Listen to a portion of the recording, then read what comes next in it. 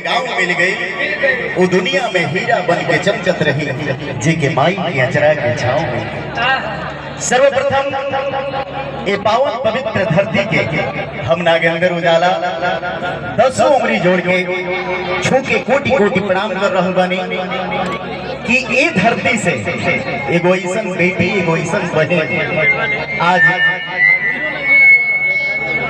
पूरा हिंदुस्तान में जहां भोजपुरी सुनल जाला, जहां भोजपुरी जानल जाला, ओ या शिल्पी राज के आवाज के एगो ऐसन धमक बा, एगो ऐसन पहचान बा जौना के बारे में हम बखान नहीं कर सकत। हमरा बड़ाई क्या करे के बा, ई कोनो बात बा।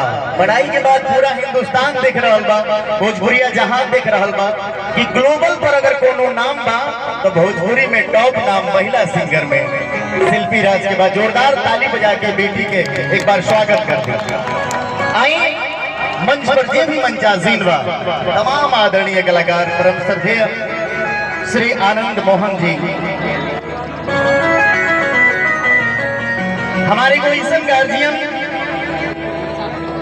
नरेंद्र सागर जी के स्वागत बा। भैया के बैठावल जाए एगो ईसन गार्जियन जौन हमें को एक तरह से कहल जाता अनाथे हो गई रही हम, मगर भैया बड़ भैया श्री अभय पांडे जी हमरा माथ पर जब हाथ धैनी तरुआ सबके आशीर्वाद से गाना हिट भई लेके गो दिल मंगवैया है। इतना आशीर्वाद प्यार दुलार आप सब देहनी और भैया के स्नेह हमेशा हमारा बना रहो। आदरणीय विजय चौहान जी के स्नेह बना रहो। निशा उपाध्याय जी उपस्थित बने, अवनीश जी उपस्थित बने, बुलेट भाई उपस्थित बने, धनंजय शर्मा जी उपस्थित बने, भागीरथी पाटिल जी उपस्थित बनी, तमाम जे भी लोग बा सबके प्रणाम कर रहल बानी। ए मन से आप सबके कोटिशा प्रणाम कर रहल बानी। प्रशासनिक जौन व्यवस्था बा, प्रशासन से जो लोग उपस्थित बा सबके प्रणाम कर रहल बानी। आई सीधे ये मन से ये धरती से आप सबके स्वागत में जे भी कलाकार उपस्थित बा ओकरा स्वागत में एगो गीत गाए, ओकरा बाद एक गो दिल मंगवैया हजार, ओकरा बाद तमाम कलाकार सब उपस्थित बानी। सबके हुआ अपन अपन जौन बा हाजिरी लगाई। मोहन भाई दिल्ली से चल के बनी, स्वागत बा। रंजन भैया के स्वागत बा, कहां गए वहां गए। आई सीधे एगो गीत रही, ओकरा बाद एक गो दिल मंगवैया हजार बा जौना के काफी आशीर्वाद प्यार दुलार आप सब दे रहल बानी। वो गीत के सुनाए ओकरा पहले आप सबके स्वागत दे गीत रही भैया।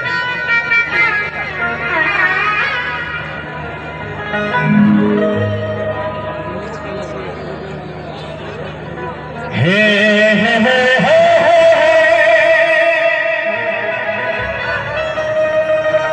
ला ला ला ला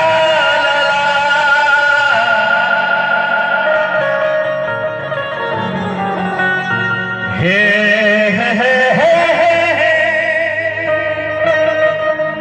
कि भवकार करनैया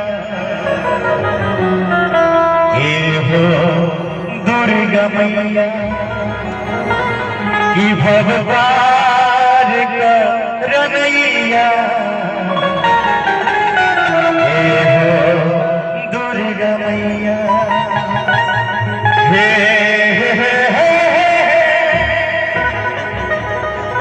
ला ला ला ला हे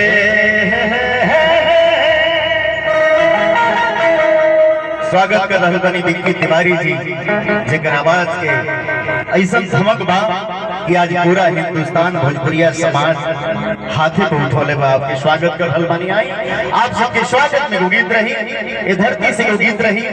काहे से बड़ी दूर दूर से लोग कलाकार उपस्थित भइल भाई जा नीरज भाई उपस्थित बानी, नीरज निराला जी चंपारण से, वशिष्ठ भाई आप सब खातिर ये गीत रही। ओकरा बाद सीधे लोकगीत से स्वागत रही। सेवा भैया।